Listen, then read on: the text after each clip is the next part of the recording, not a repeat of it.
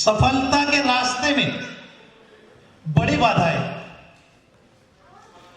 जब भी हम बिजनेस में अपने आप को आगे लेकर चलते हैं तो 5 ऐसी बाधाएं हैं जो हमारी सफलता में आती है। इन बाधाओं की अगर बात करते हैं तो पहली बाधा, नेक्स्ट,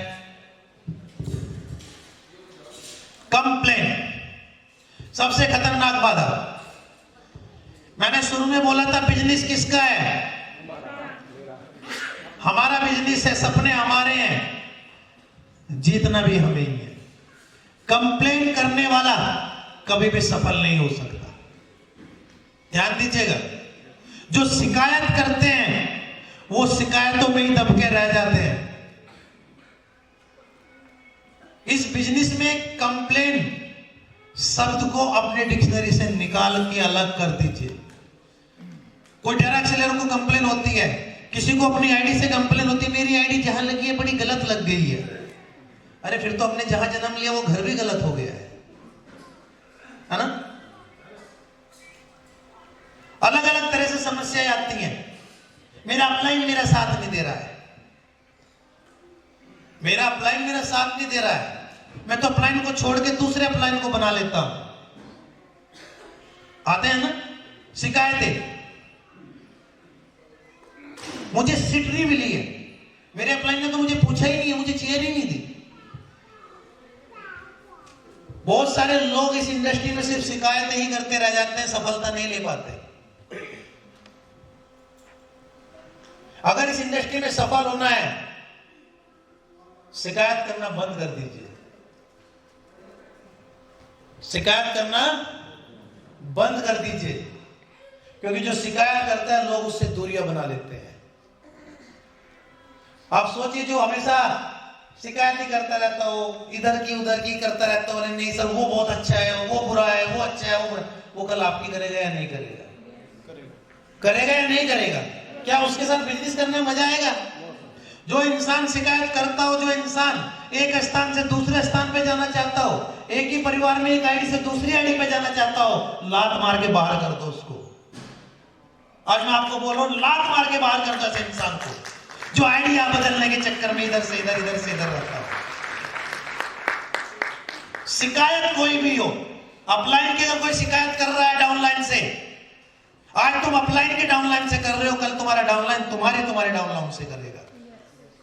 ये बिजली डुप्लीकेशन का है, जैसा आप करोगे आपको वही मिलने वाला है।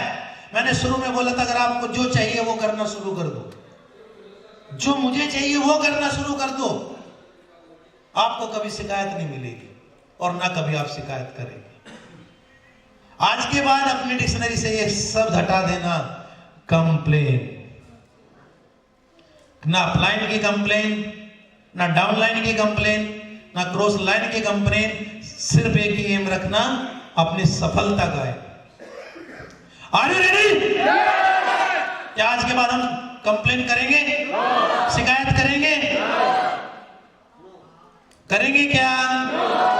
तो कर दीजिए यार बंद। महात्मा गांधी ने बोला था 3 बंदर बन जाओ। डायरेक्ट सेलिंग में भी सफल वही है जो 3 बंदर है, सिर्फ अपने काम से मतलब रखता है, दुनिया क्या कर रही है उसको कुछ लेना देना नहीं है, उसको अपने मिशन से मतलब है, अपने गोल से मतलब है, अपने लक्ष्य से मतलब है। और मुझे विश्वास है कि आज के बाद आप सब लोग कंप्लेन नहीं करेंगे। क्या करेंगे हम कंप्लेन? नहीं सर। शिकायत करेंगे क्या? नहीं। शिकायत कौन करता है? जो कमजोर होता है। बहादुर कभी शिकायत नहीं करते, शिकायत तो हमेशा कमजोर ही करते हैं। और हम बहादुर हैं, हम शिकायत करने के लिए पैदा नहीं हुए। अब ध्यान दे लेना, जो शिकायत करेगा अपने आप को कायर समझ लेना, और जो योद्धा है वो कभी कंप्लेन ही नहीं करेगा। नेक्स्ट, दूसरा सी, कंपेयर, तुलना करना। अरे सर हमारे देखो ना, वो दूसरी टीम की जो अपलाइन है वो तो अपनी टीम पे इतना खर्च करते हैं, हमारा अपलाइन तो खर्च ही नहीं करता। उनको तो सर ट्रेनिंग आती है, हमारे अपलाइन को तो ट्रेनिंग ही नहीं आती, है ना? और उनकी तो स्पीच भी बहुत जबरदस्त है, हमारे को तो बोलना भी नहीं आता है। उनका अपलाइन तो बड़े जबरदस्त कपड़े पहनता है, हमारे को तो कपड़े ही नहीं पहनने आते हैं। सबसे पहले हम किससे कंपैरिजन करते हैं? अपलाइनों का, अपलाइनों का सबसे पहले करते हैं। मैं पहले भी बोला है कि इस बिजनेस में सफल होना है तो अपलाइन को नहीं डाउनलाइन को देखो, नंबर 1। और तुलना करना बंद कर दो। तुलना कौन करता है? तुलना कौन करता है? जिसका खुद का विजन क्लियर ना हो, जो अपने काम से काम रखता है, उसके पास समय ही नहीं है किसी की तुलना करने का, वो सिर्फ अपने काम से मतलब रखता है। कौन कैसा है, क्या कर रहा है मायने नहीं रखता, आप क्या कर रहे हैं बस ये मायने रखो। कुछ लोगों को मैंने देखा है, वो लोगों के कपड़े से ही उसको जज कर लेते हैं और फिर क्या बोलते हैं, नहीं नहीं ये नहीं कर पाएगा यार, इसको तो देख लो। अरे तुमने उसकी किस्मत को देख लिया है कि वो क्या इतिहास बदलने के लिए आया है? तुलना मत करो, तुलना मत करो। जब युद्ध होता है, युद्ध के अंदर 20 साल का युवा भी और 50 साल का एक आदमी भी युद्ध लड़ने के लिए तैयार होता है, और दुश्मन को वो 50 साल का भी उतना ही मारने के लिए तैयार है जितना वो 20 साल का। यदि वहां तुलना की जाने लगी तो रिजल्ट क्या होगा? हार मिलेगी। और यही डायरेक्ट सेलिंग में अगर आपने तुलना शुरू कर दी तो मान लीजिए कि आपके हार का रास्ता शुरू हो गया है। और हम हारने के लिए तो नहीं आए। क्या हम हारने के लिए आए? हारने के लिए आए? हम आए जीतने के लिए। तो ये तुलना करना बंद कर दो यार, ये बहुत खतरनाक चीजें हैं। तीसरी सबसे बड़ी बाधा, कर्ज, श्राप देना। क्या है ना? श्राप देना। किसी डाउनलाइन ने अपलाइन से कुछ बोल दिया या वो बेचारा कुछ काम नहीं कर पाया तो अपलाइन क्या बोलेगा? मैं तुझे श्राप देता हूं। वो वाला श्राप। एक श्राप और भी आती है, हमारी कैंटीनों में मिलती है, वो श्राप है। कुछ लोग पहुंच गए होंगे, कभी मैंने सोचा जो पहुंचे हैं तो इधर ही आ जाना, ठीक है। श्राप जो आपने सुना है, पिछले जो पहले महात्मा दिखाते थे ना, किसी ने तपस्या भंग कर दी, बोला तू ये बन जा, किसी ने ये कर दिया तू ये बन जा।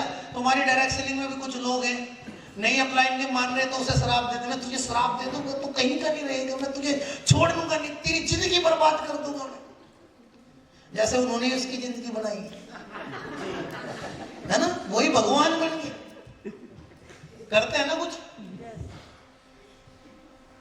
ताशते हैं डाउनलाइन को, गुलाम समझते हैं, श्राप दे देंगे हम।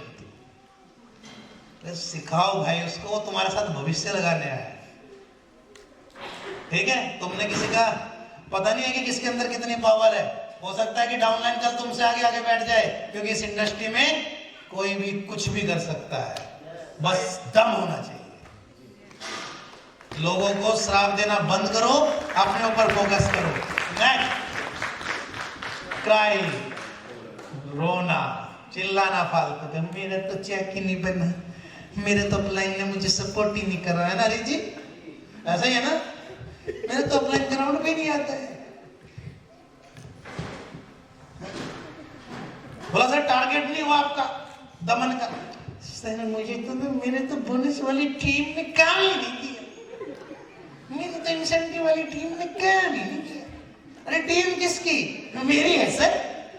काम कौन करेगा? टीम करेगी सर। रोने के अलावा कोई दूसरा काम ही नहीं है, समझ रहे आप?